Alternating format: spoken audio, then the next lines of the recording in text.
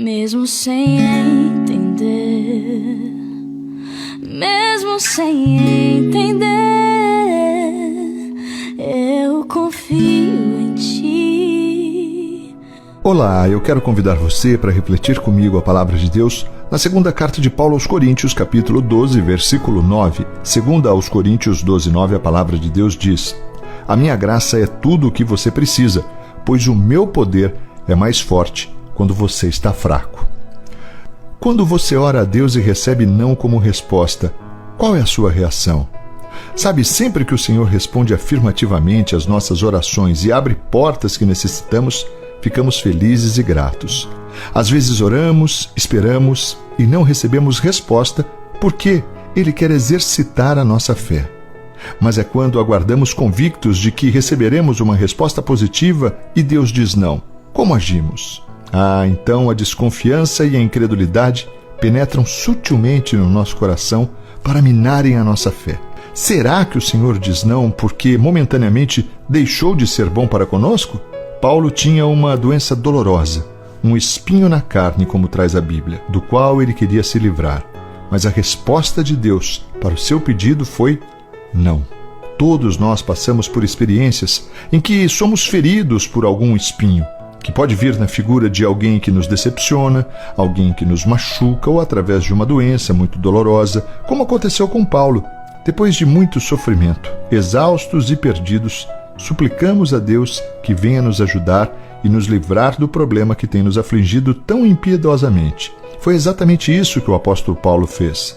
A Bíblia relata que ele pediu 3 vezes ao Senhor que removesse aquela doença. Contudo, ouvia repetidamente: A minha graça é tudo o que você precisa. Será que Paulo teria sido um servo melhor de Cristo se Deus tivesse curado? Por outro lado, talvez se a doença que o atormentava tanto desaparecesse, ele não tivesse a experiência de conhecer tão profundamente a graça de Deus e como depender dela. Quando a doença que Paulo comparou a um espinho rasgou sua carne e penetrou em sua alma, ele não se tornou amargo e ressentido, mas aprendeu a conviver com a sua fraqueza e descobriu como se sentir recompensado em qualquer situação e alegre mesmo diante de calúnias, necessidades e aflições. Foi na fraqueza que o apóstolo Paulo descobriu o seu poder interior. Existe um tempo certo e um modo certo de fazer cada coisa. Se o meu dia tivesse 30 horas em vez de 24. Alguma vez você já pensou assim? Você, assim como eu, muitas vezes deseja que o seu dia tivesse mais horas para aliviar a pressão que está sentindo. É muito comum não conseguirmos dar conta de tudo o que precisamos fazer no transcorrer do dia.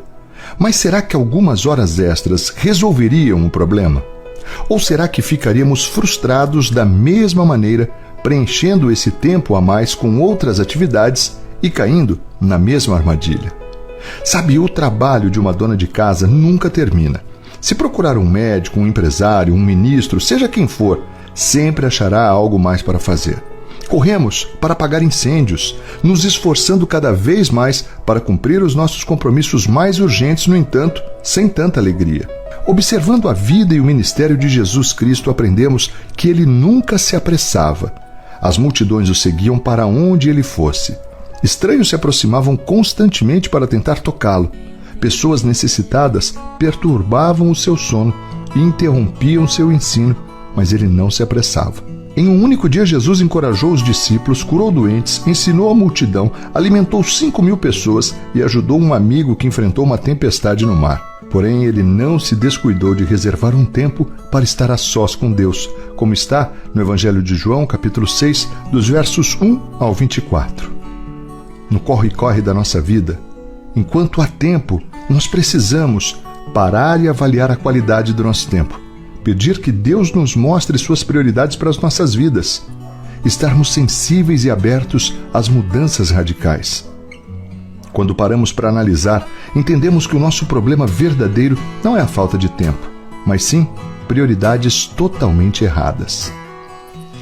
O Senhor continua esperando porque Ele quer ser bondoso e ter compaixão de vocês, pois Ele é Deus que faz o que é direito. Felizes são aqueles que põem a sua esperança nele.